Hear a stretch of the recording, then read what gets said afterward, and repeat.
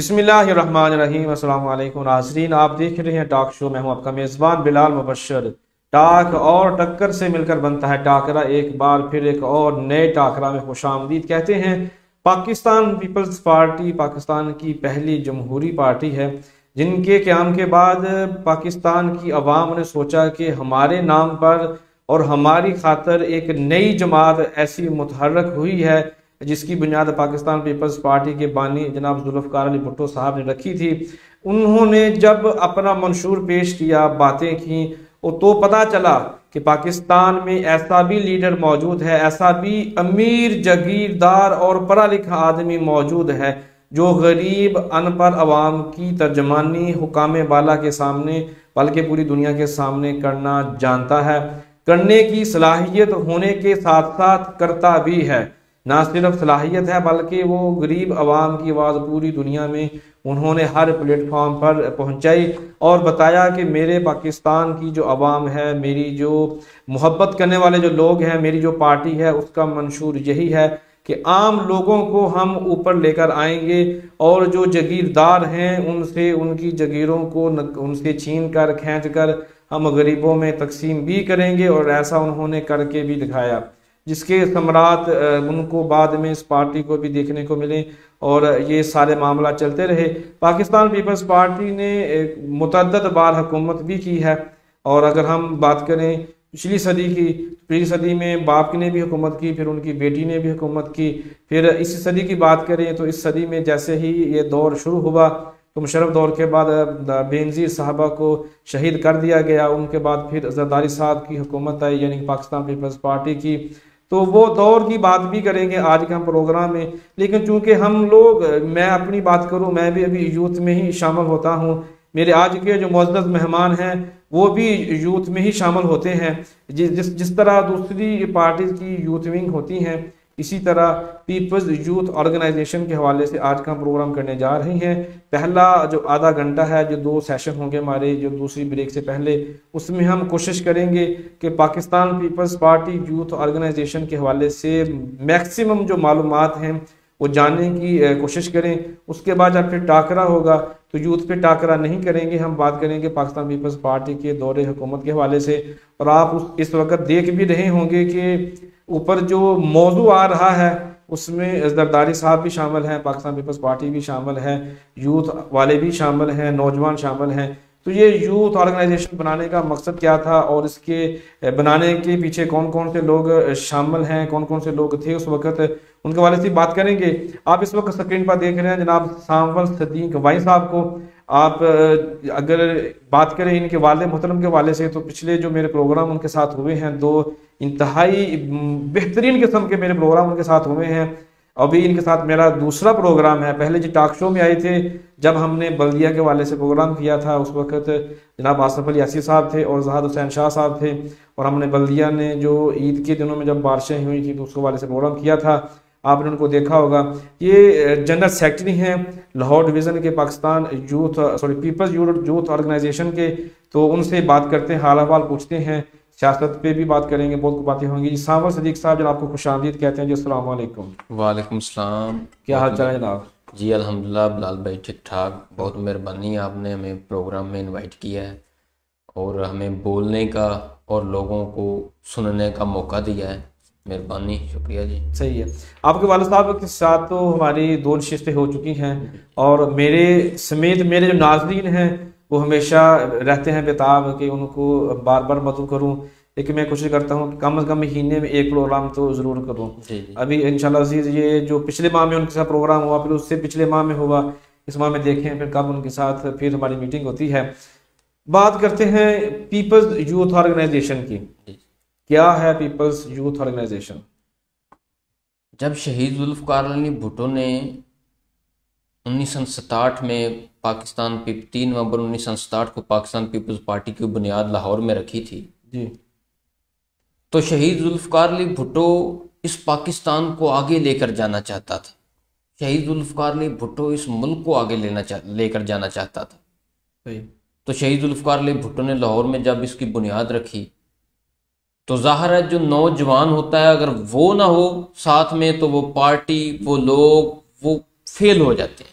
तो शहीद जुल्फकार अली भुट्टो ने एक पीएसएफ और पीपल्स यूथ ऑर्गेनाइजेशन बनाई। पीएसएफ स्टूडेंटों के लिए बनाई कि इनमें शऊर पैदा हो, इनको अपने हकूक मांगने और अपने हकूक छीनने का शऊर पैदा हो, इसलिए एक पीएसएफ बनाई। और उसके साथ ही जो नौजवान स्टूडेंट की लाइफ से निकलते हैं उनके लिए पीपल्स यूथ ऑर्गेनाइजेशन बनाई, ताकि एक पाकिस्तान में एक यूथ में सियासी शऊर पैदा हो, ताकि जो नौजवान है वो पाकिस्तान की सियासत में इंटर रहे। इसलिए शहीद जुल्फकार अली भुट्टो ने पीपल्स यूथ ऑर्गेनाइजेशन बनाई और पाकिस्तान में सबसे ज्यादा जो यूथ थी वो पाकिस्तान पीपल्स पार्टी के पास थी। और आज भी अल्हम्दुलिल्लाह जो नौजवान समझते थे कि शायद दूसरी जमातों में है पीपल्स यूथ ऑर्गेनाइजेशन या यूथ के लोग हैं, वो नहीं, वो पाकिस्तान पीपल्स पार्टी के पास उनकी स्ट्रेंथ, पाकिस्तान पीपल्स पार्टी के पास वो यूथ मौजूद है। तो ये पाकिस्तान पीपल्स पार्टी की बात करें या जो दीगर जमातें हैं, सब लोग कहते हैं कि ये यूथ जो है हमारी पहचान है, यूथ को हम आगे लेकर आएंगे। ऐसा होता भी है कि यूथ को बाद में आगे लेके जाया जाता है, उनको ओहदे भी दिए जाते हैं, उनको मराद भी मिलती हैं, उनको बहुत कुछ नवाजा भी जाता है। लेकिन बहुत सारे नौजवान ऐसे भी तो हैं ना जो डरते भी हैं, क्योंकि जब कभी अपोजिशन में होते हैं, जब आपको मालूम है जब पुलिस पकड़ दकड़ शुरू करती है तो जो नौजवानों के साथ मसाइब भी आते हैं, मुसीबतें भी उनके ऊपर होती हैं, तो यूथ तो भाग जाती है। उनको कैसे आप मोटिवेट करते हैं इस मामले के लिए, क्या कहें इसके ऊपर? पाकिस्तान पीपल्स पार्टी का एक नौजवान जो है, जिसको पीपल्स यूथ ऑर्गेनाइजेशन बोला जाता है, जितने भी बड़े मीडिया पे आप लोगों को देखेंगे वो बताएंगे कि पाकिस्तान पीपल्स पार्टी का जो बुजुर्ग भी है, चाहे जवान है चाहे नौजवान है, जहाँ पे खड़ा होता है उसकी जमात उसे खड़ा करती है, वो खड़ा रहता है। ये पाकिस्तान पीपल्स पार्टी में और पाकिस्तान पीपल्स यूथ ऑर्गेनाइजेशन के जालों में ये फर्क है। और जो नौजवान पकड़ धकड़ और यूथ के लिए जेल जाना, तो मैं समझता हूँ कोई चरस फीम पाउडर नहीं बेचता वो, इस मकसद से वो अपने मुल्क और अपने हकूक की खातर अगर जेल में जाए, मांगने की खातर, अगर अपना हक छीनने की खातर जेल में जाए, तो इससे बड़ा एजाज मैं समझता हूँ पाकिस्तान पीपल्स पार्टी के यूथ के जियाले के लिए और कोई नहीं है। हम समझते हैं कि हम कोई मंशियात फरोश नहीं है।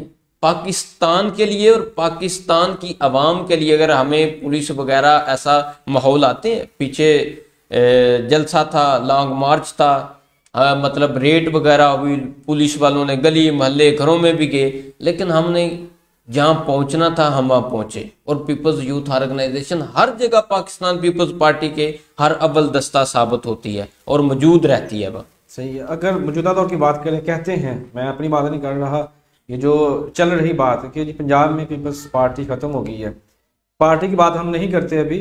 अगर यूथ ऑर्गेनाइजेशन की बात करें तो चूंकि आप लाहौर डिवीजन के जनरल सेक्रेटरी हैं, तो आप क्या कहेंगे कि जो पंजाब के अंदर यूथ है पीपल्स पार्टी की, कम हुई है ज्यादा हुई है? अल्हम्दुलिल्लाह पाकिस्तान पीपल्स यूथ जिन बुजुर्गों का तल्लक था पाकिस्तान पीपल्स पार्टी के साथ, जो नौजवान थे वो समझते थे कि शायद तब्दीली आ गई इस मुल्क में, और थोड़ी सी तब्दीली के नशे में वो पीटीआई को ज्वाइन कर चुके थे। मैं बता रहा हूँ, वाज़ह बता। अच्छा, अभी हालिया में आपने इलेक्शन एन 133 में देखा होगा, हुआ है, पाकिस्तान पीपल्स पार्टी ने उसमें लिया था जो 2018 में हुआ, उसमें 5500 वोट, और जो मुस्लिम लीग नून थे उन्होंने लिया 96,000 वोट। अब यूथ ने वहां पे इलेक्शन लड़ा है दिन रात करके, और वो तमाम यूथ पाकिस्तान पीपल्स पार्टी में वापस आई है।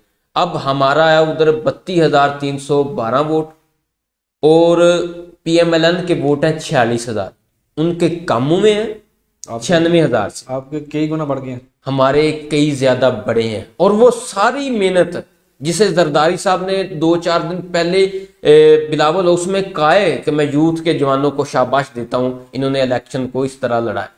और पीपल्स यूथ ऑर्गेनाइजेशन नौजवान वापस आए पीपल्स पार्टी में, और वह हमने इलेक्शन लड़ा, और अल्हम्दुलिल्लाह असूलों के मुताबिक वह हम इलेक्शन जीते हैं।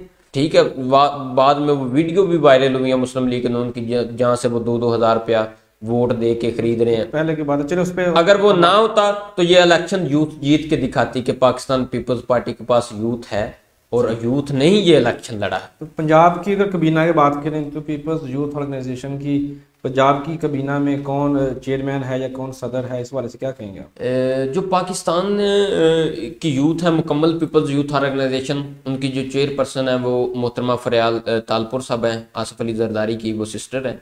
वो हैंडल करती हैं पाकिस्तान की यूथ को। उसके बाद पंजाब में हमारे प्रेसिडेंट हैं चौधरी मोहसिन हसन मल्ली साहब, वो प्रेसिडेंट हैं। सीनियर नायब सदर हैं हमारे हाजी खान पठान साहब हैं जंग से। वो तमाम दोस्त जो हैं हमारे वो पीपल्स यूथ ऑर्गेनाइजेशन को चला रहे हैं। और मोहसिन मल्ली साहब की पंजाब की यूथ में मैं समझता हूँ इतना बड़ा वर्क और इतनी मेहनत मैंने आज तक पंजाब की पीपल्स यूथ ऑर्गेनाइजेशन में सदर में नहीं देखी, जितनी मैं अपने इस वक्त के जो हमारे सदर हैं मोहसिन मल्ली साहब उनकी मतलब मेहनत देख रहा हूँ, उनकी पाकिस्तान पीपल्स पार्टी की खातर जिदोजहद देख रहा हूँ। तो ये हम समझते हैं कि हमारे लिए खुशकिस्मती है कि हमें एक जालाइज़म जो है वो पंजाब का सदर मिला और हम उसकी टीम है और काम कर रहे हैं हम पंजाब में इंशाल्लाह। सही है। ये तो आपने पंजाब की बात की, अगर हम ये लाहौर डिवीज़न पे आ जाएं या फिर डिस्ट्रिक्ट पे आ जाएं तो ये सिर्फ पंजाब लेवल पर है या डिस्ट्रिक्ट लेवल पर भी है, इस वाले से क्या कहें? नहीं, ये जो यूथ है ये वार्ड लेवल तक है। अच्छा, पूरे पंजाब में। तो डिस्ट्रिक्ट में कौन प्रेसिडेंट है? डिस्ट्रिक्ट में हमारे अदरीस छीना लड़का वो ननकाना साहब से। अच्छा, वो ननकाना साहब में बैठा है, अदरीस छीना साहब है। ठीक है। डिवीजन में जो प्रेसिडेंट है लाहौर डिवीजन के वो मज़ाहर अब्बास डगरा साहब हैं। मैं नीचे उनके डिवीजन का जनरल सेक्रेटरी हूँ। सही है। तो इसी तरह हमारी तहसील लेवल पे है, सिटी लेवल पे है। तहसील लेवल पे कौन, थोड़ा डिटेल से बता दो। तहसील लेवल पे हमारे तहसील सांगलाल के प्रेसिडेंट हैं बरनोश इफ्तिखार हुंदल साहब। सिटी के हमारे जो प्रेसिडेंट हैं वो हुसनैन कालो साहब हैं। ठीक है जी। इसी तरह हमारी तमाम डिस्ट्रिक्ट की बॉडीज। आपने नाम लिया काहलों का, कौन है काहलों, थोड़ा नाम बता दीजिए। ये बंदा पीपल्स पार्टी ये कोटला से हैं जी। कौन सा कोटला? ये छोटा कोटला। अच्छा, हुसनैन कालो साहब हैं, वो तकरीबन नंबरदार भी हैं उस गाँव के। अच्छा, तो वो हमारे सिटी के प्रेसिडेंट हैं और पाकिस्तान पीपल्स यूथ ऑर्गेनाइजेशन का एक नौनहार जियाला भी है। माशाल्लाह। तो आप अपने जियालों को, अपने नौजवानों को, अपने साथियों को मुतहर्रक करने के लिए क्या क्या इकदाम करते हैं? हम कोई भी इवेंट्स हो पाकिस्तान पीपल्स पार्टी का वो हम सब इकट्ठे होके करते हैं। अगर पाकिस्तान पीपल्स पार्टी की क़यादत हमें बाहर बुलाए या कोई भी प्रोग्राम हो और हम वो जियाले सांगला से ननकाना साहब पूरे डिस्ट्रिक्ट के वहाँ पे इकट्ठे होते हैं। और इंशाल्लाह इन नौजवानों को एक टाइम ऐसा आएगा कि chairman Pakistan Peoples Party Bilawal Bhutto Zardari साहब इंशाल्लाह इनको नवाजेंगे इंशाल्लाह। तो मीटिंग होती रहती है आपकी? जी अल्हम्दुलिल्लाह, हमारी माहाना मीटिंग होती है। पीछे जब कोरोना था बहुत ज़्यादा, वो 2-4-5 माह हमने जूम पे मीटिंग की है। अच्छा, ठीक है। हमारी मीटिंग अल्हम्दुलिल्लाह होती रहती है। तो आगे तो इलेक्शन आ रहे हैं, तो फिर आपकी जो यूथ है तैयार इलेक्शन? इंशाल्लाह। मैं खुद यूथ काउंसलर के लिए उम्मीदवार हूँ। अच्छा। मेरे तकरीबन तमाम दोस्त यूथ काउंसलर के लिए तैयार हैं और हम इंशाल्लाह सांगला से इलेक्शन, अगर चाहे वो शायद अपना जमाती बुनियादों पर हों चाहे आज़ाद हैसियत से हों, हम इंशाल्लाह इलेक्शन वो लड़ेंगे इंशाल्लाह। ठीक है जी, बहुत शुक्रिया जी। नाज़रीन, यहाँ पे छोटी सी ब्रेक लेंगे, वापस आएंगे और आखिर पीपल्स यूथ ऑर्गेनाइजेशन थोड़ा सा बाहर निकल कर पाकिस्तान पीपल्स पार्टी के हवाले से बात करेंगे और क्या कुछ चल रहा है पीपल्स पार्टी में, टाक के हवाले से बात होगी। टक्कर जो है ना वो अगली ब्रेक के बाद होगी। छोटी सी ब्रेक के बाद वापस आते हैं और फिर अपनी गुफ्तगू को जारी रखेंगे।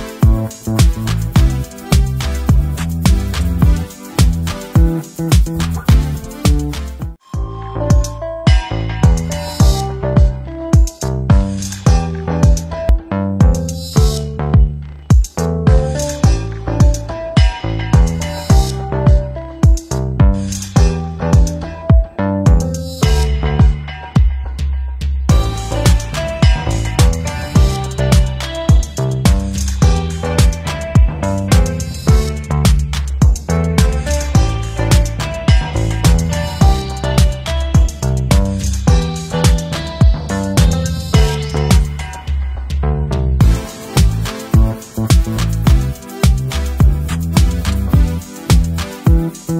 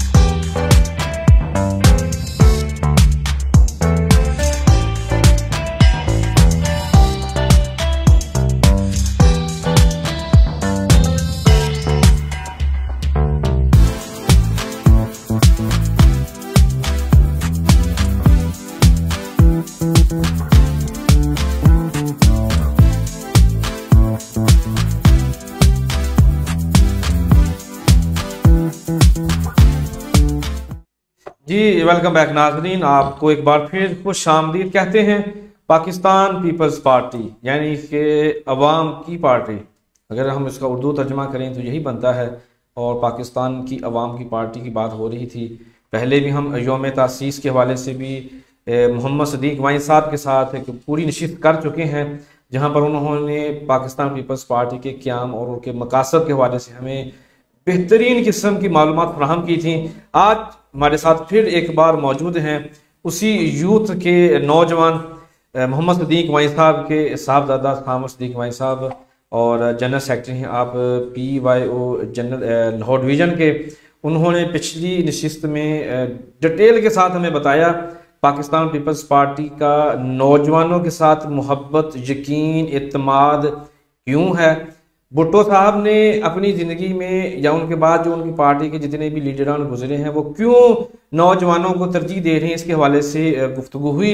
थोड़ा सा हम और आगे लेके चलेंगे बात को, क्योंकि जो अभी मौजूदा चेयरमैन हैं पाकिस्तान पीपल्स पार्टी की बात करें सामल साहब, चूँकि अगर हम बात करें यूथ की तो आपने बताया कि आसफ जरदारी साहब की जो बहन है फरियाल तालपुर साहबा वो इसको लीड कर रही हैं, लेकिन बिलावल साहब खुद बजाते खुद एक नौजवान हैं, तो वो अपनी जो पार्टी है उसके साथ तो मोहब्बत करते हैं, उनके साथ तो वाबस्ता हैं, उनके लिए सब कुछ करने के लिए तैयार हैं। पीपल्स यूथ ऑर्गेनाइजेशन के लिए वो क्या कर रहे हैं? पीपल्स यूथ ऑर्गेनाइजेशन जो है वो चेयरमैन पाकिस्तान पीपल्स पार्टी का हरा बलदस्ता है।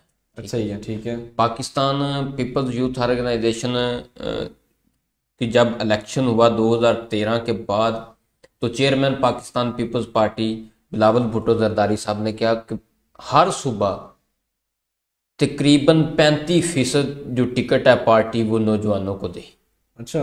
सबसे ज़्यादा मैं समझता हूँ कि लोग बहुत बड़े जागीरदार भी होते हैं, पार्टियों में सरमायादार भी होते हैं, और नौजवान को टिकट देने का मकसद ही यही है कि नौजवान ये ना समझे कि मैंने सारी ज़िंदगी पार्टी के लिए मेहनत कर रहा हूँ और पार्टी ने मुझे क्या दिया है। तो जो चेयरमैन पाकिस्तान पीपल्स पार्टी है उन्होंने सबसे पहले नौजवान को ये नवाजा कि आप 35% जो पार्टी की टिकट है वो नौजवानों को दें, ताकि नौजवान अपने माशरे में जाके अच्छे तरीके से अपने मुल्क और अपने माशरे की बात कर सके। तो मैं समझता हूँ कि ये चेयरमैन पाकिस्तान पीपल्स पार्टी का अच्छा इकदाम है, और हमें बखूबी बहुत अच्छा लगा कि आने वाले दौर में शायद हम भी ख्वाहिशमंद हो जाएं टिकट के। हम ज़ाहिर है कोई MP MNA कोई मतलब आसमान से तो नहीं आ जाता MP MNA बन के, सही है, इसी लेवल से ऊपर जाता है। तो मैं समझता हूँ आज मैं काउंसलर का इलेक्शन लड़ूंगा, शायद कल मैं MP का लड़ूं, परसों ज़ाहिर है ख्वाहिश होती है, पार्टी मुझे नवाजती है, तो मैं इंशाल्लाह हर नौजवान की यही ख्वाहिश है और हर नौजवान अपने हल्के में चाहेगा। और पार्टी के चेयरमैन साहब ने कहा है कि अगर कोई ख्वाहिशमंद नौजवान टिकट मांगना चाहता है या टिकट का ख्वाहिशमंद है तो वो हमें एप्लीकेशन दे, हम इंशाल्लाह उसे टिकट देंगे। सही है। आप चूंकि अभी जो मौजूदा हालात उनके हवाले से बताया, तो शहर सांगलेहल की बात करें तो ये शहर सांगलेहल में यूथ ऑर्गेनाइजेशन कब से है और शुरू में कौन इसके प्रेसिडेंट थे, कौन इसको लीड कर रहे थे? पाकिस्तान पीपल्स पार्टी जब बनी थी तब से ही सांगलेहल में यूथ मौजूद है और पीपल्स पार्टी मौजूद है। यूथ तो मौजूद है, यूथ ऑर्गेनाइजेशन वही कह रहा हूँ, पीपल्स यूथ ऑर्गेनाइजेशन भी मौजूद है। अच्छा, ठीक है जी, क्योंकि पार्टी की जो विंग्स हैं अगर मदर विंग पार्टी के उस शहर में है तो ऑलरेडी ही विंग्स भी उसके होंगे, जैसे खवातीन विंग है, अकलीती विंग है, यूथ विंग है, पीएसएफ है, इस तरह पीपल्स लायर फोरम है, ये सारे विंग पार्टी के साथ होते ही हैं। सही है। तो जब से पार्टी सांगला हिल में है तब से ये है। उससे पहले मैं पहले मैं सिटी सदर रहा, उससे पहले मैं पीएसएफ में वाइस प्रेसिडेंट रहा, फिर मैं पीएसएफ डिस्ट्रिक्ट जनरल सेक्रेटरी बना, फिर मैं अपना डिस्ट्रिक्ट का पीपल्स यूथ ऑर्गेनाइजेशन का जनरल सेक्रेटरी बना। अब मेहनत के साथ साथ मैं आज Peoples Youth Organisation Lahore division का जनरल सेक्रेटरी हूँ, और कल को हो सकता है मैं पंजाब में चला जाऊं, मरकज में चला जाऊं। तो ये हमारी पार्टी हमें नवाजती है, ये मुझे मेरे वर्क करने का और मुझे एक जाला होने का फख्र है कि मेरी जमात ने, चेयरमैन पाकिस्तान पीपल्स पार्टी ने मुझ जैसे वर्कर को, एक यूथ के वर्कर को Peoples Youth Organisation Lahore division का जनरल सेक्रेटरी बनाया। सही है। वैसे तो ये सवाल शुरू में पूछने वाला है, लेकिन चूंकि पाकिस्तान पीपल्स पार्टी के किसी भी जाले से कहते हैं कि नहीं पूछना चाहिए कि तुम सियासत में क्यों आए। आपके वालिद मोहतरम भी सियासतदान हैं, उनको भी साइड पे कर दें, पीपल्स पार्टी के जाले को भी साइड पे कर दें। अगर सिर्फ सामल की बात करें, सदीक भी नहीं, कुछ भी नहीं, सामल की बात करें, सामल को कौन सी ऐसी बात पाकिस्तान पीपल्स पार्टी में या सियासत में लेकर आई कि फिर आप सीधा अब वाइस प्रेसिडेंट बन गए? मैं सियासत में हूं फकत इसलिए कि कोई कम ज़र्फ मेरे शहर का सुल्तान हो। बात यह है कि मैं समझता हूं कि हर पाकिस्तानी, हर उस रेड़ीदान को जो मजदूरी करता है, हर शख्स को अपने पाकिस्तानी और अपनी सियासत में इंटर होना चाहिए। उसे पता होना चाहिए कि मेरे माशरे में क्या हो रहा है, मेरे मुल्क में क्या हो रहा है, मेरे इर्द गिर्द, मेरे शहर, मेरी वार्ड्स, मेरी तहसील, मेरे डिस्ट्रिक्ट में क्या हो रहा है। वो मैं समझता हूँ वो बाशऊर लोग, हर एक को शऊर होना चाहिए। मैं इसलिए हूं कि कोई कम ज़र्फ मेरे शहर का सुल्तान ना हो। अल्लाह ने मुझे अक्ल दिया है, मुझे शऊर दिया है। इसी मुल्क को हम टैक्स देते हैं, इस मुल्क में हम रहते हैं, हमारा भी हक है इस मुल्क के हर काम में मुदाखलत करना। इस काम के ये ना हो कि हम घर सोए रहें और सियासतदान जब मुल्क बेच के अमेरिका चले जाएं, ठीक है, और हमें पता भी ना हो कि हमारे मुल्क में क्या हो रहा है। इसलिए मैं समझता हूं कि मैं सियासत में हूं, और पाकिस्तान पीपल्स पार्टी की सियासत में क्योंकि हमारे खून में शामिल है पाकिस्तान पीपल्स पार्टी। हमें वालिद साहब की वजह से, हमारे जो दादा बुजुर्ग थे उनकी वजह से, और मैं समझता हूं जो हमारा गांव था सबसे पहले जो पाकिस्तान पीपल्स पार्टी का परचम घर पे लगाया था वो हमारे खानदान ने लगाया था। अच्छा जी। और उसकी कुछ हमें चाहे कह लें कि गांव में थे तो सजाएं भी शायद मिली होगी। पाकिस्तान पीपल्स पार्टी का कुछ जगीरदार वडेरों ने कहा भी होगा कि आपने, तो हम, मेरे जो दादी थी उसने कहा कि मैंने ये परचम नहीं घर से उतार, ठीक है। और पाकिस्तान पीपल्स पार्टी मेरे वालिद साहब ने फिर पीएसएफ से लेके आज तक है, और आगे से अल्हम्दुलिल्लाह मैं बड़ा फख्र महसूस करता हूँ। कुछ लोग हमें तंज भी करते हैं, लो जी सांगला हिल में या पंजाब में आप खत्म हो गए, नजरिया खत्म नहीं होता। सही है, वो बात आगे भी जाके करेंगे। 1988 की बात करें, मलक आरफ MNA, अब्दुल लतीफ साहब MPA, एक ही बार पाकिस्तान पीपल्स पार्टी उस वक़्त ऊपर रूज पर थी, उनकी हुकूमत है पीपल्स पार्टी के बेनज़ीर साहबा के दौर में। हमारे शहर में MNA और MPA दोनों के दोनों ही उस वक़्त इक़्तिदार में थे। उस वक़्त की बात करें, आपने अल्फाज का इस्तेमाल किया कम ज़र्फ मेरे शहर का सुल्तान ना हो, ऐसे ही है। आपने उस वक़्त क्या किया कि आप आज के जो हीरो हैं, जो हमारे MNA MP, आप उनको बोल रहे हैं कम ज़र्फ? पाकिस्तान पीपल्स पार्टी की उस वक्त हुकूमत रही है 18 माह 1988 में जी। 18 माह में तो मैं समझता हूँ कोई भी हुकूमत, अब ये जो है मौजूदा हुकूमत है, ये 3.5 साल में कहती है हमारे पास टाइम नहीं है, तो वो 18 माह में उनको जो वो थी परेशानियां, या वो जो नीचे से मतलब टांगे खींचने वाले थे, उन्होंने हुकूमत मोहतरमा बेनज़ीर भुट्टो शहीद को करने ही नहीं थी। अगर वो अच्छे तरीके से 5 साल वज़ीर आज़म रहती तो जिस तरह से बाबा लतीफ़ शाह हमारे जो पीरो मुर्शद हैं वो नवाज शरीफ को शिकस्त दे के 1988 में असम्बली में गए हैं, तो जिस तरह से उनका इस्तकबाल असम्बली में हुआ वो जो चाहते सांगला हिल में होता, लेकिन टाइम नहीं मिला पाकिस्तान पीपल्स पार्टी को काम करने के लिए। सही है। 1993 की बात करें तो फिर हुकूमत मिली, चंद माह, फिर ऐसे कह सकते हैं चंद माह ही रही, फिर उस वक्त आपकी ऊपर हुकूमत थी। अभी देख लें हमारे जो MNA हैं वही थे, उस वक्त भी यही थे, आज भी यही हैं। आज अपोजिशन में हैं, कोई काम नहीं कर रहे। जब खैर हुकूमत में होते तब भी नहीं करते, लेकिन आज अपोजिशन में कुछ नहीं कर रहे। लेकिन PTI वाले हुकूमत में हैं तो कम से कम और कोई काम नहीं किया अगर उन्होंने तो एक फैसलाबाद रोड की सड़क बना दी। आपने उस दौर में फिर क्या किया? उस दौर में जो पंजाब की गवर्नमेंट थी वो नवाज शरीफ के पास थी। सही। अगर आज PTI ने जो सड़क बनवाई है फैसलाबाद रोड, वो उस वजीर आला पंजाब उस्मान बुज़दार है। सुबारे सब मिनिस्टर उनके पंजाब में हुकूमत है, मरकज में उनकी हुकूमत है। अगर 2-4 किलोमीटर, अगर 1 किलोमीटर सड़क बनवा दी है तो कोई मतलब मैं समझता हूँ कि ये बहुत बड़ा काम नहीं कर दिया। ठीक है, उनका हक है, चाहे मरकज में हुकूमत उनकी है, इमरान खान की है, पंजाब में उनकी है, तो एक सड़क छोटी सी तो क्या मुआयना रखती है। अगर हमारी हुकूमत आई तो इंशाल्लाह आपको बता देंगे कि सांगला हिल में तरक्की कैसे होती है और सांगला हिल की आवाम को हम नवाजेंगे। मरकज में और पंजाब में हुकूमत हमारी है, ये मैं आपके मीडिया टॉक पे बैठ के कह रहा हूँ बात। इंशाल्लाह सांगला हिल की आवाम भी सुन रही है। उस पर आगे बात कर लेंगे क्योंकि फिर बात तलख हो जाएगी। मैं चाहता हूँ थोड़ा सा मैं पिछली सदी में ही बात को ख़त्म करूँ, उसी दौर की बात करें जिस दौर की मैं अभी बात कर रहा हूँ। क्या काम किए, इसको मैं फिर सवाल अगली सेशन में जाकर फिर करता हूँ सवाल आपसे। लेकिन मैं चाहता हूँ कि मैं वापस आता हूँ पीपल्स यूथ ऑर्गेनाइजेशन के हवाले से। अगर क्योंकि आप बोल रहे हैं कि आप इलेक्शन लड़ने जा रहे हैं, तो आप अपने साथ कितने नौजवानों को साथ लेके चल रहे हैं?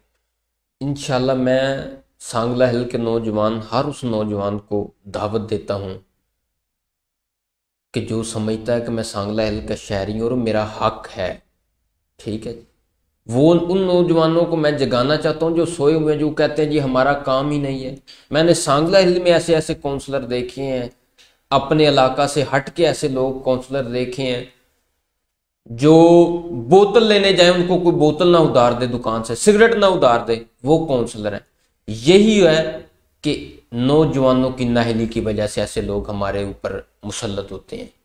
अगर हम नौजवान समझ जाएं कि ये मुल्क हमारा है, हमने इस मुल्क को लेके आगे जाना है, तो हर नौजवान इस मोहल्ले, इस वार्ड्स में मौजूद हों और इलेक्शन लड़े, ताकि आप अगर आज एक नौजवान अच्छे तरीके से अच्छे अपने माशरे को चलाएगा तो ये पाकिस्तान अच्छा बनेगा, ये पाकिस्तान तरक्की करेगा। अगर नौजवान घरों में सोए रहे कि जी हमारा काम नहीं, ये फलां मतलब नत्थू खैरे का काम है, जी फलां चोरी का, हमने नहीं इलेक्शन लड़ना, तो फिर इससे बेहतर है हमारा मुल्क पीछे पीछे जाता रहे। अगर मेरी सांगला हिल के नौजवान ये मेरी बात सुन रहे हैं तो मेरी उनको दावत है कि आओ हम मिल के नौजवान इस सांगला हिल का मुकद्दर बने, इस सांगला हिल की तरक्की में अपना हिस्सा डालें। ये पाकिस्तान हमारा है, ये शहर हमारा है। तो मेरी तमाम आपके TV शो से रिक्वेस्ट है नौजवानों को कि घरों से निकलें और बल्दियाती इलेक्शन आ रहा है, आए मिल के इलेक्शन लड़ें और पाकिस्तान के मुकद्दर और सांगला हिल के मुकद्दर को संवारें। सही है, बहुत शुक्रिया, खूबसूरत पैगाम आपने दिया नौजवानों के नाम। नाज़रीन यहाँ पे छोटी सी ब्रेक लेंगे और ब्रेक के बाद वापस आके फिर 1993 से स्टार्ट करेंगे। फिर 2008 में जो सानिया हुआ, साथ में सानिया हुआ, फिर 2008 में इनकी हुकूमत आई, वफाक में हुकूमत बनी। फिर उसके बाद इन्होंने क्या किया उसके हवाले से भी बात होगी। पीपल्स पार्टी, फिर जरदारी साहब और फिर बिलावल साहब के हवाले से गुफ्तगू होगी। करप्शन और जरदारी का जोर जो है वो जोर क्यों है, इसके हवाले से भी बात होगी। छोटी सी ब्रेक के बाद वापस आते हैं।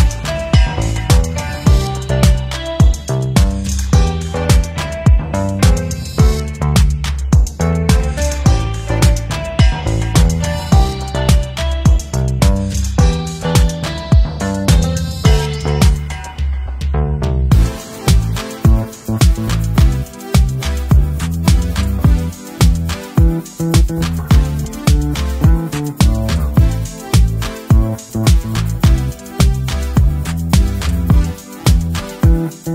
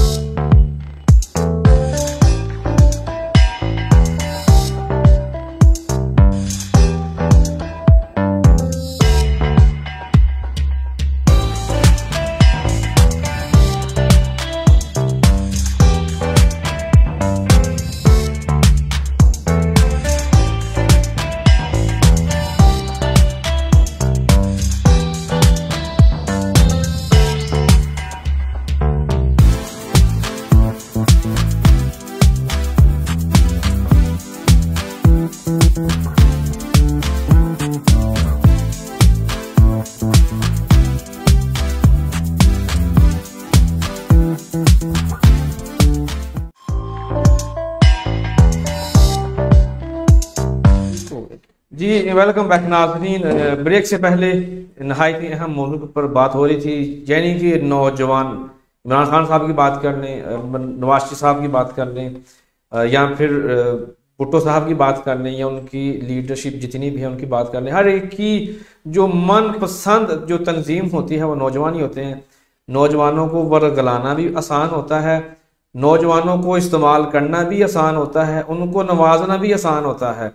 बहुत सारी वजूहात हैं, क्योंकि कायद आज़म की बात कर लें या अल्लामा मोहम्मद इकबाल रहमतुल्लाह तआला की बात कर लें, वो भी नौजवानों के हवाले से हमेशा पुरुमीद रहते थे।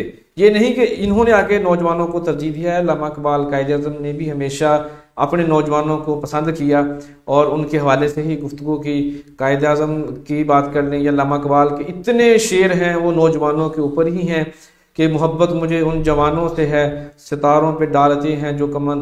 तो ये शेर नौजवानों के लिए थे। फिर जुल्फ़िकार भुट्टो साहब का नारा लगाना, फिर ये तंजीमात का जो है इनकाद करना और ये लोगों को लेके चलना, क्योंकि जो नौजवान होते हैं वो कह लें कि किसी भी तंजीम की रीढ़ की हड्डी की मानद हैं। मेरे साथ मौजूद हैं जनरल सेक्रेटरी लाहौर डिवीज़न के पीपल्स यूथ ऑर्गेनाइजेशन के सामल सदीक साहब। प्रोग्राम में ब्रेक से पहले गुफ्तगू जारी थी, मेरा मौजू तो नहीं था, लेकिन गुफ्तगू में हम चले गए थे सियासत की तरफ। थोड़ा सा फिर वापस आते हैं, अभी चूँकि टक्कर होने वाली है, फिर जाके टाकरा बनेगा। बहुत अच्छी अच्छी बातें हो गई, अभी बात होगी थोड़ी सी ज़रा तलख भी हो सकती है, कई कई मामलात में बात बढ़ भी सकती है। सामा साहब आप तो अच्छी तरह जानते हैं। 93 की बात कर लेते हैं। फिर लतीफ़ शाह साहब के वाले से आपने कहा, और अभी यहाँ पर नईम भट्टी फिरोजपुरिया साहब भी कमेंट कर रहे हैं लतीफ़ शाह साहब के हवाले से। उन्होंने भी अपनी मोहब्बत का इजहार किया कि किस तरह उन्होंने इलेक्शन लड़ा। आपने भी बताया कि नवाज शरीफ साहब को हराया उन्होंने, ये कोई मामूली बात नहीं थी। उस दौर से हम आगे, क्योंकि आपने बताया कि कुछ माह मिली हुकूमत, 18 माह हुकूमत मिली, वो कुछ भी नहीं थी। 1993 में बात मुकम्मल नहीं हुई थी, हम उसी से शुरू करते हैं। 1993 में आपको हुकूमत मिली वफाक में। मुझे इससे कोई गरज नहीं कि आपका MLA यहाँ से जीते या ना जीते। आपने 1-2 किलोमीटर जो फैसलाबाद रोड बना है आपने उसको नज़रअंदाज कर दिया है।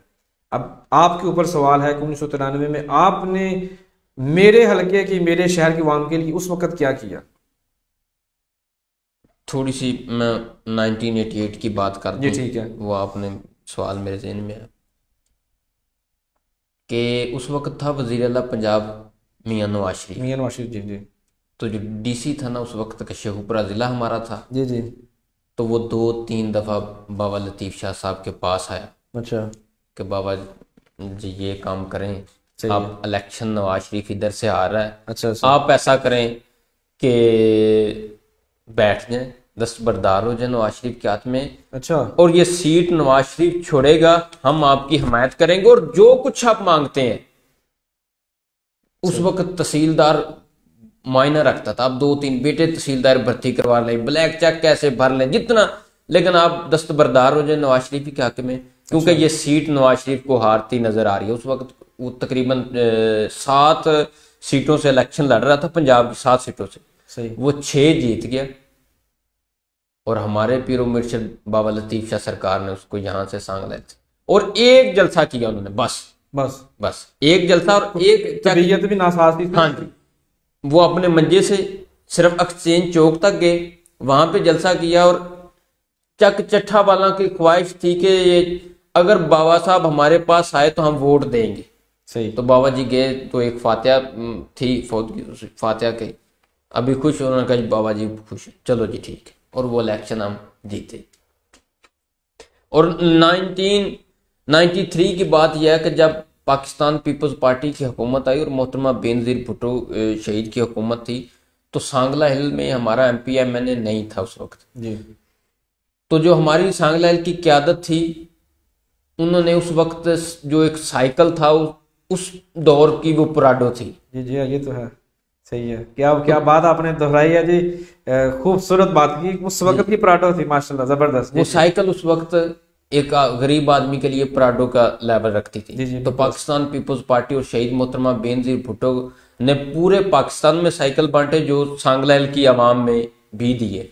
और उसके बाद जो टेलीफोन एक्सचेंज है, ये भी एक पाकिस्तान पीपल्स पार्टी, मैं समझता हूँ ये 93 में मंजूर हुआ, और पाकिस्तान पीपल्स पार्टी ने ही ये सांगला हिल में एक्सचेंज बनवाया। जी, ठीक है। तो पाकिस्तान पीपल्स पार्टी ने जितना हमारा हिस्सा था मरकज में, चूंकि सूबाई हुकूमत नवाज शरीफ की थी, तो मरकज में मोहतरमा बेनजीर भुट्टो की हुकूमत थी, तो इस वजह से जो कर सकते थे वो किया। सही है। उसके बाद बात करेंगे, जैसे 97 के इलेक्शन हुए, फिर नून लीग की हुकूमत आ गई, फिर हमारे इलाके का बस अल्लाह ही हाफिज है, शमीम हैदर साहब आ गए 2002 के। 2008 की बात कर ले अगर हम, साथ में जो सानिया हुआ इंतहाई अफसोसनाक था। इसी माह की एंड पे जाकर जब बेनजीर साहब को शहीद कर दिया गया, अल्लाह उनकी कब्र पे करोड़ों रहमतें नाज़िल फरमाए। उन्होंने बहुत सारी कुर्बानियाँ दी, और पीपल्स पार्टी के वाले से बात करें, पाकिस्तान के वाले से बड़ा नाम थी पाकिस्तान की, बल्कि आलम इस्लाम की पहली खतून वज़ीर आज़म बनी, ठीक है। और हाई एजुकेटेड, हाई क्वालिफिकेशन के बाद वो एक इतनी बड़ी वज़ीर आज़म, इतनी बड़ी पोस्ट पे आई। बहुत खुशी थी सबको कि वो वापस आए और फिर इलेक्शन लड़ें। उनको शहीद कर दिया गया। 2008 में आपकी हुकूमत बनी, हुकूमत आ गई वफाक में। सिंध में फिर आपकी हुकूमत, सिंध की बात नहीं करता, मैं कराची तक गया, उसके आगे गया नहीं, मैं इस बात नहीं करता। अपने इलाके की बात करता हूँ। 5 साल, पूरे 5 साल आपने जमहूरियत में, साके जमहूरियत के नाम पर किसी भी तरह के तरीके से आपने हुकूमत की। मेरे शहर में आपने क्या काम किया? सबसे पहले तो जो आसफ अली जरदारी साहब आए, उन्होंने 1977 के आइन को असल शक्ल में ढाला। जो तमाम इख्तियारात थे सदर के पास, वो पार्लियामेंट को मुंतकिल की, और वज़ीर आज़म को बाइख्तियार वज़ीर आज़म पाकिस्तान चलो, बड़ी कामयाबी थी। इसी दौर में आसफ अली जरदारी साहब ने सूबों को खुद मुख्तारी दे दी। सही, सूबों को NFC अवार्ड दिया। तो जो खुद मुख्तियारी आसफ अली जरदारी साहब ने दी, तो उस लिहाज से सूबे खुद मुख्तियार थे। तो हमारी मरकज में हुकूमत थी, वजीर आला पंजाब शहबाज शरीफ थी। तो आसफ अली जरदारी का एक सांगला हिल में जितनी तरक्की हुई, इसमें आसफ अली जरदारी का भी उतना हाथ है। कैसे? अगर वजीर आजम यूसुफ रजा गिलानी है, अगर उस वक्त का जो MNA था नदीम अफजल चंद था, या कोई और, यूसुफ रजा गिलानी या जितने भी हमारे MNAs थे, अगर नदीम अफजल चंद को अगर 5 अरब मिला है, तो उतना ही मुस्लिम लीग नून के MNA को भी 5 अरब मिला है। जितने हमारे शहर में काम हुए हैं, अगर हम रेलवे रोड की बात कर ले, जो कारपेट सड़कें बनी हैं, जो डबल सड़क बनी है, ये तो सारी MP ने बस आपने बनवाई है। बर्जीस्तार का इसमें कोई हाथ नहीं है। बशीरदार साहब का तो वो तख्ती के ऊपर हाथ है, उसके अलावा तो कुछ भी नहीं। ये सारा क्रेडिट तो बाजा साहब ने मरकज का भी हाथ था और सूबाई हुकूमतों का भी हाथ था। लेकिन हुकूमत यहाँ पे तो नून लीग की थी। हुकूमत तो नहीं लीग की थी ना, लेकिन मैं बात कर रहा हूं कि जो फंड्स आसफ अली जरदारी ने दिए हैं, जो अरकान पार्लियामेंट थे, कौमी असम्बली के अरकान, अगर उन्होंने एक अपने पीपल्स पार्टी के एमएनए को दिए हैं तो साथ में काफली के एमएनए को भी उतने दिए हैं, एमकेएम के एमएनए को भी उतने दिए हैं। ये नहीं कहा कि ये मेरे लोग हैं, यही बस वर्क करें, दूसरे लोगों को छोड़े, ये नहीं किया। आसफ अली जरदारी का मैं समझता हूँ ये बहुत बड़ा कारनामा था। तो इसी तरीके से सांगला 2008 से तरक्की करना शुरू किया है, ठीक है जी, 2013 तक उसने किया है। पूरे पाकिस्तान में इतनी तरक्की हुई, अब कोई हो रही है तो आप बता दें। अब की बात छोड़ देते हैं, अभी तो कुछ भी नहीं हो रहा। महंगाई के अलावा और कुछ भी नहीं हो रहा, बस वही कीमतें बढ़ती जा रही हैं दिन ब दिन। लेकिन महंगाई के आप बात आगे अब बाद में चले एक बात आ जाएंगे। मैं थोड़ी सी बात, आसफ अली जरदारी सांगला हिल की आवाम के लिए एक काम किया उसने। क्या? जो पेंशन था ना, पेंशन लेता है, उसकी तनख्वाह में 100% आसफ अली जरदारी ने इजाफा किया। जो तो तनख्वाह था वो तो पूरी वो पाकिस्तान तो के लिए। देखें, जो कर सकते थे वो बता रहा हूं कि पाकिस्तान की आवाम के लिए क्या किया। उसमें सांगलाल भी आता है, उसके सांगलाल के शहरी भी आते हैं। जो तनख्वाह थी एक टीचर की ला लें किसी सरकारी, उसमें 150% हमने इजाफा किया। उसके अलावा सिपाहियों की हुकूमत में पूरे मुल्क में 175% हमने इजाफा किया। तो ये पाकिस्तान की आवाम के लिए था। इसमें सांगला है, इसमें तमाम मुल्क हैं, तमाम शहर हैं। तो इसी तरीके से जो कर सकता था मरकज वो किया हमने। सही है। पंजाब में कभी भी आपकी हुकूमत रही है कि नहीं रही पीपल्स पार्टी की? पंजाब में हमारी हुकूमत बस इसी तरह ही है। इंशाल्लाह आने वाला दौर जो है वो पीपल्स पार्टी का जैला वजीर आला होगा इंशाल्लाह। कौन हो सकता है? कोई भी हो, किसी कारकुन को नवाजेंगे आसफ अली जरदारी साहब इंशाल्लाह। वो अभी तो आपके जितने भी पुराने जाले हैं वो तो सारे मुंतकिल होके नून लीग में आ गए, फिर नून लीग से धक्का खा के फिर पीटीआई में आ गए हैं। तो फिर अब कौन है? अब कुछ दोस्त बैग से chairman Pakistan Peoples Party Bilawal Bhutto Zardari साहब राब्ते में कर रहे हैं। अच्छा। इससे पहले जब फिरदौस अशकमान पहले नाराज थी तो ये कराची गई, इसने कोशिश की कि मैं चेयरमैन साहब से मुलाकात करूं, दोबारा पाकिस्तान पीपल्स पार्टी में शामिल हो जाऊं। तो चेयरमैन साहब ने कहा, टाइम ही नहीं दिया इसको। ये 2-3 दिन वहां से फिर वापस आई और फिर इसको पंजाब में पीटीआई का तर्जमान लगा दिया ऐसे। लेकिन कुछ दोस्त अभी भी पीटीआई छोड़ने को तैयार हैं, लेकिन पाकिस्तान पीपल्स पार्टी के चेयरमैन, क्योंकि हमारी ये ख्वाहिश थी कि जो लोटे हो गए उनको पाकिस्तान पीपल्स मफाद के लिए पाकिस्तान पीपल्स पार्टी का वो दरवाजा उनके लिए बंद है। तो ये आसफ अली जरदारी राजा रियाज साहब थे, ये बड़ा नाम माशाल्लाह पीपल्स पार्टी। मैं उस वक्त फैसलाबाद में मौजूद था, चेयरमैन साहब फैसलाबाद में मौजूद थे। इसने कोशिश की, मुलाकात की, लेकिन कारकुनों ने शोर डाल दिया कि इसको नहीं, अब दोबारा आना चाहिए।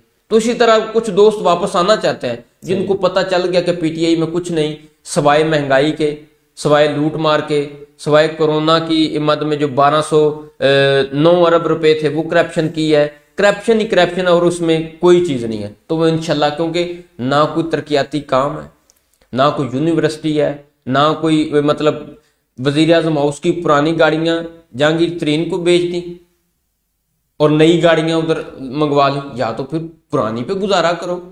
भाई पाकिस्तान की आवाम को आपने ऐसा बेवकूफ बनाया कि हम जी वजीर आजम हाउस की गाड़ियां बेच रहे हैं, लोग खुश हो गए कि पता नहीं ये अब साइकिल पे जाएगा वजीर आजम हाउस। तो ये उसने चले आगे बढ़ते हैं। करप्शन की बात की आपने कि अभी करप्शन हो रही है, लेकिन मौजूदा हुक्मरान जो हैं, जितने वज़रा हैं, वो भी बात करेंगे तो वो सबसे ज़्यादा इल्ज़ाम जो है वो पीपल्स पार्टी के जो प्रेसिडेंट हैं सदर आसफ अली जरदारी साहब, साबका सदर के हवाले से बात करते हैं। करप्शन और जरदारी दोनों एक ही सिक्के के रुख हैं, क्या कहेंगे इसके ऊपर? पाकिस्तान पीपल्स पार्टी के शरीक चेयरमैन आसफ अली जरदारी साहब के खिलाफ जब इनका मोहतरमा बेनज़ीर भुट्टो से रिश्ता हुआ था तो कुछ लोगों ने हाकम अली जरदारी से कहा था कि रिश्ता तोड़ दे। सही। तो हाकम अली जरदारी साहब ने कहा कि मैं ऐसा काम नहीं करूंगा। ये सब प्रोपोगंडा और सब केसेस इस वजह से थे कि ये मोहतरमा बेनज़ीर भुट्टो का खामद है। अगर वो ना होता तो ये केस, ये सब कुछ भी नहीं होना था। आज की ताज़ा बात, मतलब नई बात आपको बता देता हूं सही। कि इस्लामाबाद हाई कोर्ट में नैब ने रेफरेंस दायर करने की अपील की थी। अच्छा। तो जब चीफ जस्टिस साहब ने कहा कि आप सबूत लाएं, रेफरेंस दायर करें, सबूत दें, हमारे पास नहीं है जी, हमारी नैब की जो जरदारी साहब के सबूतों वाली फाइल थी वो गुम हो गई है। सही। तो अतर मिनुल्लाह थे वो चीफ जस्टिस, उन्होंने कहा फिर मैं कैसे आपके ऊपर ना कोई केस कर दूं। सिर्फ एक प्रोपोगंडा, एक आसफ अली जरदारी। लेकिन अगर ड्राइवर की बात करें, ड्राइवरों के खाते में करोड़ों निकल रहे हैं। अगर हम उनकी खात्मा की बात कर लें, पता नहीं रेडी वाले के अकाउंट में इतने अरबों खरबों निकल रहे हैं, ये सिर्फ कैसे निकल आते हैं? सिर्फ प्रोपोगंडा। ये जब प्रोपोगंडा लोग जो पैसे दही बल्ले वाला था, जो कभी आपके ऊपर डिफेंड किया इसके ऊपर? जब कराची के एक रेडी दान से दही बल्ले वाले से 5 अरब निकला है जी, मतलब फ्रूट वाले से 20 अरब निकला है, तो आसफ अली जरदारी और मोहतरमा फरियाल तालपुर ने ये अल अलानिया पूरे पाकिस्तान से, मीडिया से टाक करके कहा था कि जो हमारे जाली अकाउंट से पैसे निकल रहे हैं वो हमारी तरफ से इजाजत है कि पाकिस्तानी अकाउंट में उनको मुंतकिल कर दिया जाए। ये हम इजाजत दे रहे हैं कि इसको पाकिस्तानी अकाउंट में शामिल कर लिया जाए, लेकिन थे ही नहीं, सिर्फ एक प्रोपोगंडा था। वो किधर है दही बल्ले वाला? 1000 दफा हमने कहा कि वो लाएं बंदा, अदालतों ने कहा है कि वो लाएं बंदा। अगर अदालतों में वो सबूत पेश कर सकते तो आसफ अली जरदारी की जिस तरह जमानत बिलावल भुट्टो जरदारी साहब ने कहा था, आज से कुछ 6 माह पहले आसफ अली जरदारी इस्लामाबाद रावलपिंडी जेल में थे, तो नैब के जो केस थे वो सबूत पेश नहीं कर सका नैब। तो जज साहब ने कहा जरदारी साहब आप दें दरखास्त, आप एप्लीकेशन दें और आप जमानत करवाएं। तो आसफ अली जरदारी ने कहा मैंने जमानत नहीं करवानी, इनसे कहें कि मेरे खिलाफ केस लाए, सबूत लाएं। तो वो हमारी कमर जुमान कैरा साहब गए, नैयर बुखारी साहब गए कि सारा ये साइन करें और हम सुबह आपकी अपील दायर करते हैं। और उन्होंने कहा मैं ऐसे करना ही नहीं, आप इनसे कहें कि मेरे खिलाफ सबूत लाएं। फिर उन्होंने chairman Pakistan Peoples Party Bilawal Bhutto Zardari साहब को कहा कि जरदारी साहब को कहें कि अपनी जमानत की जो है रिक्वेस्ट, अपनी एप्लीकेशन उस पर साइन करें। तो फिर आसफ अली जरदारी ने कहा, और आसफ अली महज एक प्रोपोगंडा। आप करप्शन जितनी मर्जी वो कर लें, आप प्रोपोगंडा कह देंगे, कुछ सबूत हो ना।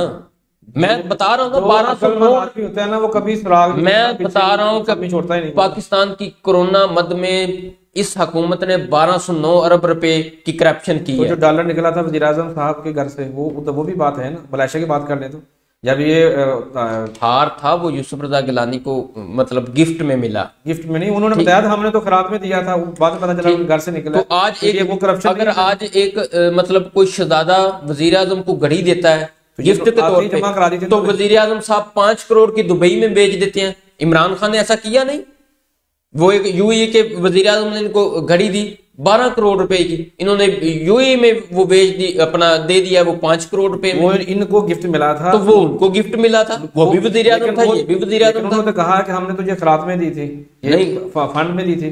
ये अभी जो फंड में हमें जो खैरात में मिली है 1290 अरब रुपया जो इन्होंने खाया, वो भी खैरात में मिला।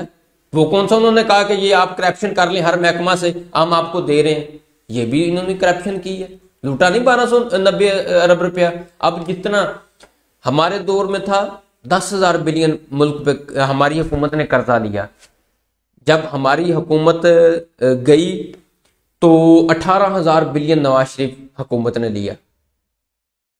अब 35,000 बिलियन कर्ज जो है वो इस पीटीआई हुकूमत ने अब तक ले लिया है। ठीक है जी। आगे पाकिस्तान को 500 अरब रुपए के लिए इन्होंने आईएमएफ के आगे गिरवी रख दिया इस मुल्क को। इनका गवर्नर मान रहा है कि पाकिस्तानी हुकूमत ने जो मनवाना था आईएमएफ ने वो मनवा लिया, हम बेबस हो गए। ठीक है जी। आज सीपैक मंसूबा था, वो बहुत बड़ा पाकिस्तान के लिए मंसूबा था। आज अखबारों में लिखा हुआ था कि वो मंसूबा खत्म कर दिया गया आईएमएफ की रिक्वायरमेंट पे। उसके बाद जो सब्सिडी दी लोगों को किसी भी चीजों में, वो उन्होंने खत्म कर दी है। आज 4 रुपये 75 पैसे बिजली का यूनिट दोबारा महंगा कर दिया इन्होंने। और पाकिस्तानी अवाम को सिर्फ झूठ पे झूठ, झूठ पे झूठ बता के सिर्फ यही कह रहे हैं, मैं एनआरओ नहीं दूंगा, मैं एनआरओ नहीं दूंगा, ये करप्शन है, ये लूट मार करते हैं। और बाबा कुछ खुदा का खौफ करो, इस पाकिस्तान की अवाम को कुछ तो कुछ उम्मीदें लगाई थी उन्होंने कि आप आएंगे पता नहीं क्या होगा। अब आप आए, इस मुल्क को डुबो दिया आपने, आगे पता नहीं क्या होगा या क्या नहीं होगा। लेकिन हम समझते हैं कि जो इस हुकूमत ने इस गरीब अवाम का बेहाल कर दिया, इस अवाम को, इस अवाम को जीने का हक छीन लिया है। अब मरना भी महंगा है, जीना भी महंगा है। सही है। पहले कहते थे कि मरना सस्ता है, जीना महंगा है, अब दोनों चीजें महंगी। लेकिन जरदारी दौर की बात करें जो 2008 से 13 तक का था, उस वक्त तो महंगाई की वजह से इंतहा से ज्यादा खुदकुशियां, हालांकि रिकॉर्ड खुदकुशियां हुई आसिफ थी। जरदारी और साहब के दौर में सनतें तबाह महंगाई हुई थी, कितनी बिजली बंद रहती थी, चीनी की लाइनें थी और बिजली के बिलों की लंबी लंबी लाइनें थी। वो तो खैर आज कभी तो ऑनलाइन सारा कुछ चल रहा है। आटे की लाइनें देख लें आप। आसिफ जरदारी साहब के दौर में ना आटे की लाइनें लगी, ना चीनी की लाइनें लगी हैं, बिल्कुल हमने खुद देखी। ठीक है जी। उसके बाद ये है कि आसिफ अली जरदारी के अगर थोड़ी सी महंगाई थी तो आसिफ जरदारी ने उसी तरीके से इस अवाम में जो अपने मुलाजम है, मुलाजमीन को, तो जो आम अवाम है, आम अवाम को भी रिलीफ दिया है। कैसे दिया? आम अवाम को रेट बढ़ा के बिजली, अगर बिजली हमने कितने रुपए यूनिट दिया, 6 रुपए यूनिट, 7 रुपए। आज यूनिट कितने का है? तब पेट्रोल के रेट का फर्क था, पेट्रोल का रेट का भी तो पेट्रोल अब 150 रुपया, तब बिजली अब 180 का डॉलर इन्होंने पहुंचा दिया। उस वक्त बिजली आती थी 24 घंटे में, अभी 24 घंटे में 24 घंटे गर्मियों में आती है। परवेज मुशर्रफ ने 8 साल पाकिस्तान पे हुकूमत की है, 1 मेगावाट यूनिट उसने बत्ती पैदा नहीं की। उसको कोई भी नहीं कहता कि जो पिछली वो कौमी खजाना आसिफ अली जरदारी को खाली मिला है, वो वोटों से थोड़ी आया था। तो आप जो तो वोटों से आए थे ना, हम वोटों से आए ना, तो उसको अभी आप थोड़ा सा कहना चाहिए कि जो 8 साल हुकूमत करके गया, क्यों नहीं 1 मेगावाट उसने बिजली पैदा की। जब हमारी जमहूरी हुकूमत आई, जब आसिफ अली जरदारी इस मुल्क का सदर बना, तो उसी वक्त जो बिजली प्राइवेट लोग पैदा करते हैं, जो मालिक हैं, वो आगे आसिफ अली जरदारी साहब के सामने चिट्ठा रख दिया कि ये जो हुकूमत गई है, इसने हमारे इतने अरब रुपए कि ये मकरूज है, आपने इतने अरब देने हैं तो हमने आपको बिजली देनी है, वरना हम नहीं दे सकते। तो ये आसिफ अली जरदारी ने फिर दिया। क्या करते हैं?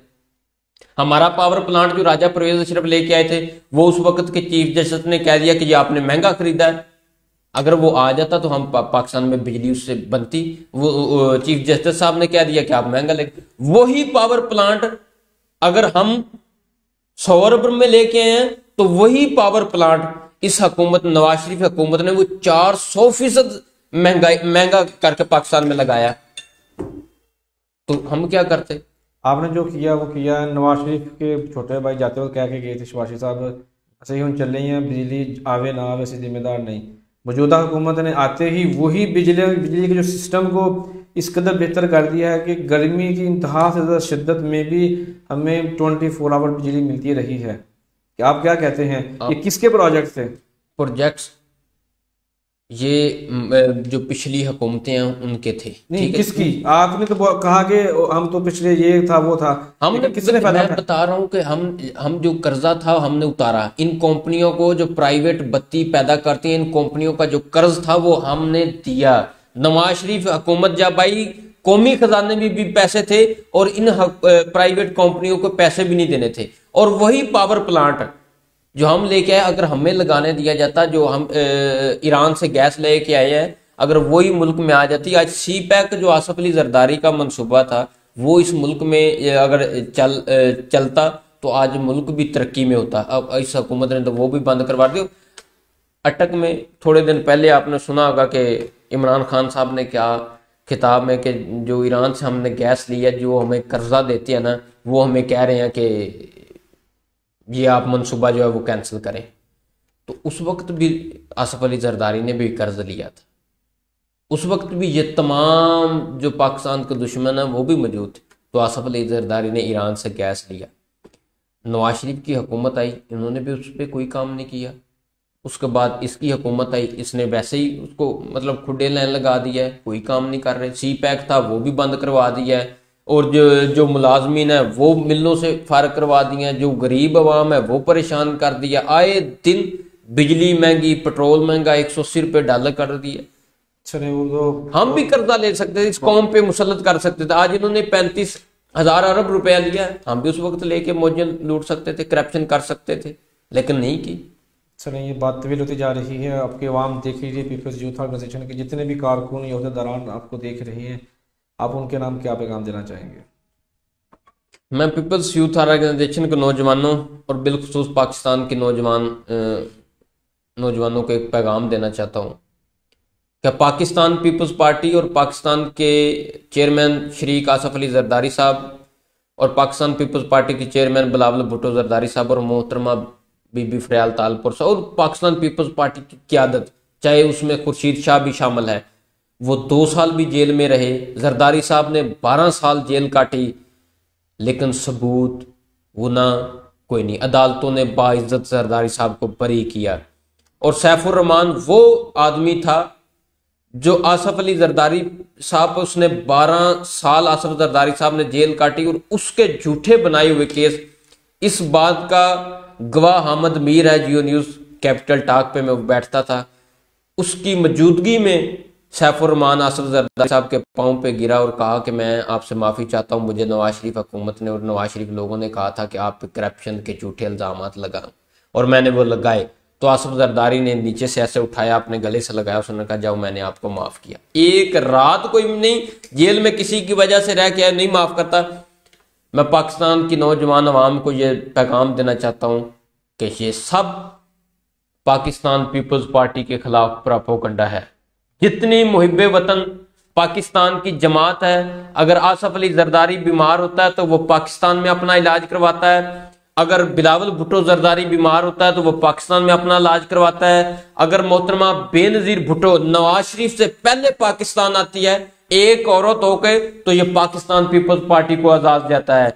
नवाज शरीफ ने कहा कि मैं पाकिस्तान नहीं जाऊंगा, मोहतरमा बेनजीर भुट्टो शहीद ने कहा कि पहले मैं पाकिस्तान जाऊंगी, बाद में तुम आ जाना।